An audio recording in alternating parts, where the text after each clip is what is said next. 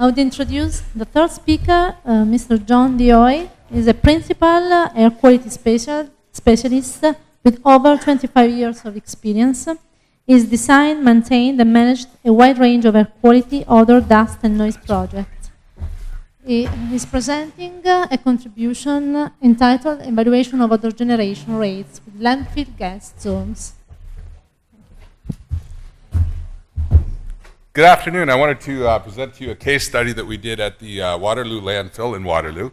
And I'd like to give my special thanks to Linda Churchill and all our staff from the region of Waterloo for commissioning the study and for helping out in all the work that they did with us. So we looked at odor generation rates within different zones of the landfill. And based on what we had seen historically from doing work at the landfill is that it seemed that hydrogen sulfide concentrations and therefore the odor coming from landfill gas was increasing from historical levels that we had seen at the Waterloo landfill. This was also true anecdotally with what we had seen at different landfills, and we wanted to see if newer waste was in fact generating more H2S and more odor, therefore. So basically,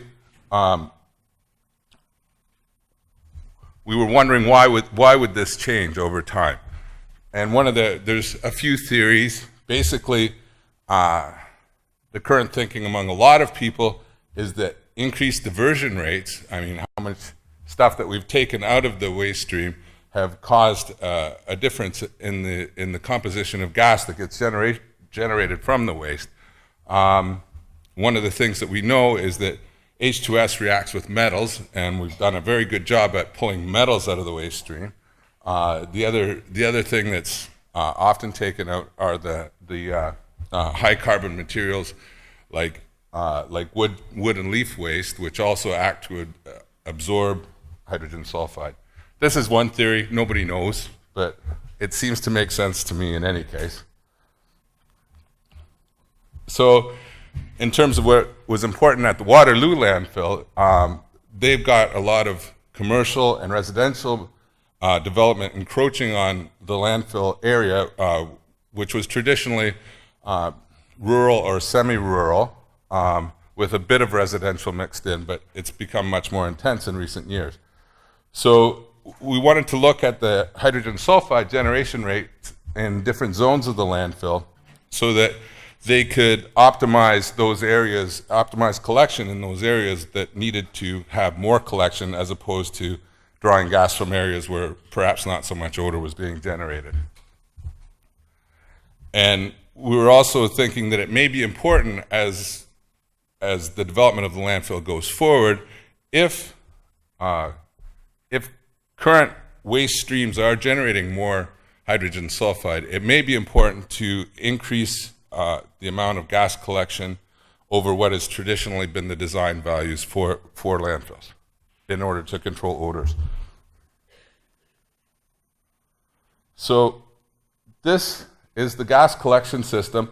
This is the landfill basically in two pieces. This top piece actually gets stuck on the back of the bottom piece, but it doesn't fit on the page very well. It doesn't fit on the page very well as it is in any case. But essentially, the older part of the landfill is this way, with the exception of this one cell here, but it's newer as you approach the south.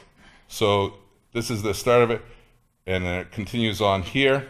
There is a header that the gas is collected into. It runs along there, and all the way around to here, where there's a energy from waste station and some emergency flares, but it's basically the gas is used for running generators. There is an emergency flare, but I don't think it operates very frequently.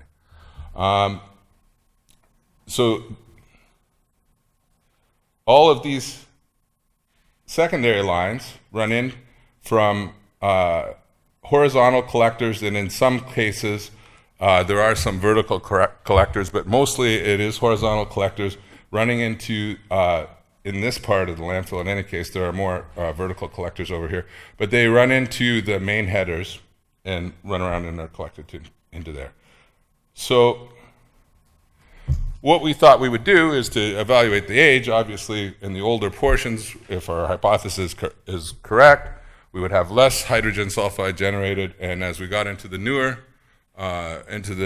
waste, that we would have a higher concentration and a higher generation rate for hydrogen sulfide. So we're going to measure reduced sulfur compounds in each of the different legs of the landfill gas collection system, and then we would measure flow rates and other gas parameters in all the separate legs of the gas collection system. And then we would use that data to determine the production rate for reduced sulfur compounds in the different landfill zones. So the problem is that with the collection system and most landfill gas collection systems, many of the points where we would like to measure are below ground. This is a traditional system. You have your gas coming in. There's a little bit of a look at the surface where you can control a valve and then down, and then there's some other access points. But then it goes in and off to a header over somewhere over here. So there's not that many access points, and in fact, in the case of the Waterloo landfill, where those collection legs run into the main header, they were below ground in vaults. In many cases, the vaults were flooded to the point where you could not get access. There's no requirement to keep water out of them. But if we had gotten access, we would have also been looking at confined space issues. Also, there would have been issues with access. We would have probably had to drill holes into the collection pipes. Nobody's really comfortable about drilling holes with flammable gases in them. It's just, there's issues. So we were looking at a way to measure the flow non-traditionally, and we decided that the best way to do it would be with dilution flow measurements. So what we did is injected pure carbon monoxide at one point in the land upstream, generally at those wellheads, and then there were access points where pressure measurements could be taken near the points where the legs went into the main header. So there was a point where we could suck gas out at that point as well. So we would put pure carbon monoxide in. It would blend with, all the different gas collection points along in here. Then we would pull it out where it went into the header and analyze it. So if we were putting in this sample calculation, if we were putting in 100 cc's per minute of pure CO, we got and got 200 parts per million of carbon monoxide on the outlet. The math works out that we could have 500 liters per minute coming down through there. And, obviously most of the flows were greater than that, but that's just a sample calculation. So we would pull the gas out and through a heated sample line, a standard stack sampling umbilical cord, and then it was conditioned and run through a standard continuous emissions monitor for carbon monoxide, typically used for stack testing. So because landfill gas is a complex mixture of a lot of things, we weren't sure this would work, to be honest. And there's a lot of interfering compounds or could potentially interfering compounds. Plus there's high moisture in it as well.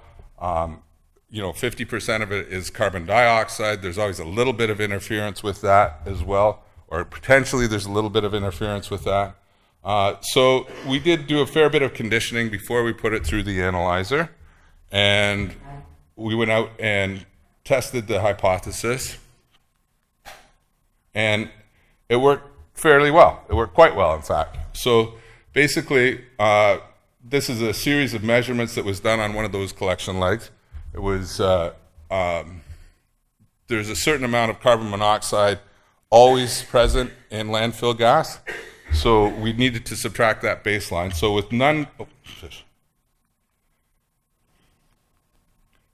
no with no carbon monoxide going in. Basically, there was 10 parts per million of carbon monoxide already present in the landfill gas.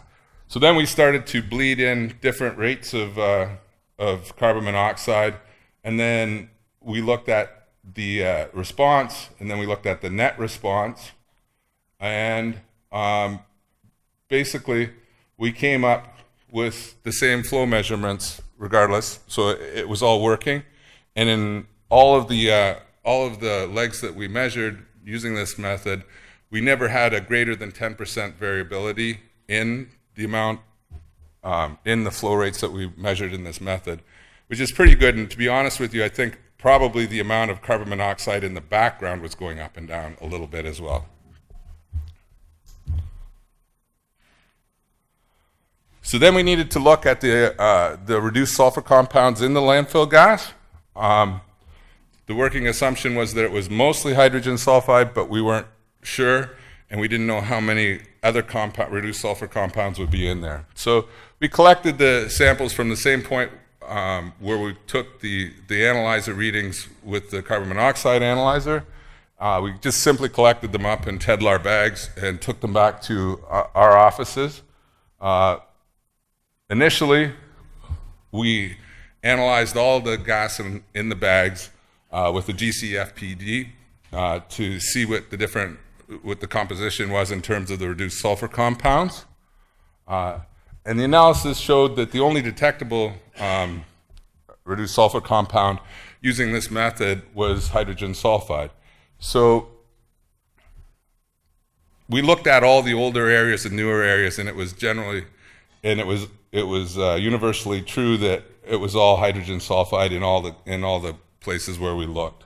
Now, the other compounds probably are there, but you would have to, adjust your readings enough so that they weren't being masked by the H2S there. So there might be 1 or 2 parts per million that we were not able to detect simply because of the constraints of the GCFPD. So based on that, we decided that we would analyze all the samples that we took going forward at that point with just simply a reduced sulfur TRS analyzer because it's a better quantitative tool than the GC. So here we have the results of the testing, and generally the way these well numbers or these line numbers work is that the smaller the number, the older the waste. So we look at the emission rates in terms of grams per hour in here, and essentially as we get newer, it starts to go up quite a bit, and we've got some other unique points in here. The one area that I initially identified where we at the oldest part of the landfill, there was one new cell that they were putting in, and that had, at the time, that had an independent flare for collection of the gas, and we measured there, and we were getting upwards of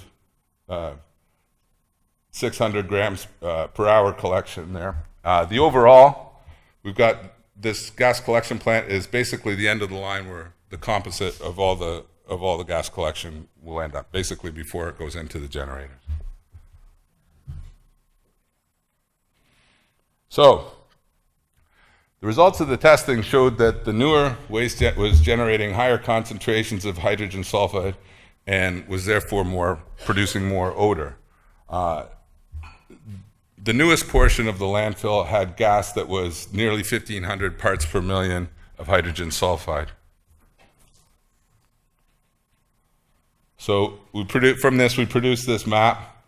This is the whole landfill here, kind of squished up in it, and we basically have all the points along here and the production, the concentration of hydrogen sulfide in all the separate legs of the landfill going forward. This is the newer section that I was talking about with the separate flare.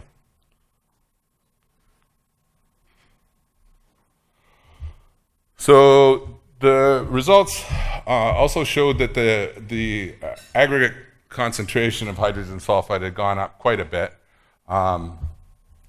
When the energy from waste facility was installed, the hydrogen concentration in the landfill gas was roughly 80 parts per million. So from that, it was also determined that there were portions of the collection. One of the other things that the flow measurements revealed was that there were some portions of the collection system that did not have appropriate gas flow rates in them.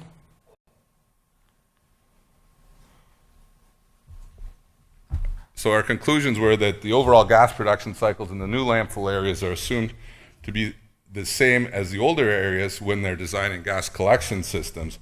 And in terms of odor causing hydrogen sulfide production, this may not be an adequate design criteria. They may need to have additional wells put in newer areas simply to deal with the increased concentrations of H2S that will be generated.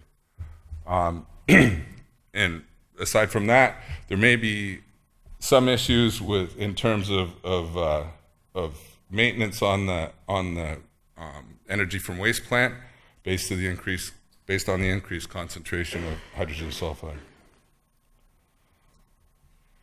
So now that we've established the protocol, it's relatively easy. It would be relatively easy to go out and perform checks on these sort of things going forward at this landfill or others. There was a little bit of experimentation to make things work, but eventually the system was developed, and it's fairly quick, easy, and easily reproduced. The other thing that this has done is it's identified certain areas where more hydrogen sulfide is being produced, and in those areas they will have to do increased maintenance, make sure that the cover integrity on the landfill is maintained. They can minimize the leaks in those areas as much as possible. So that was it. It was short and sweet. Does anybody have any questions?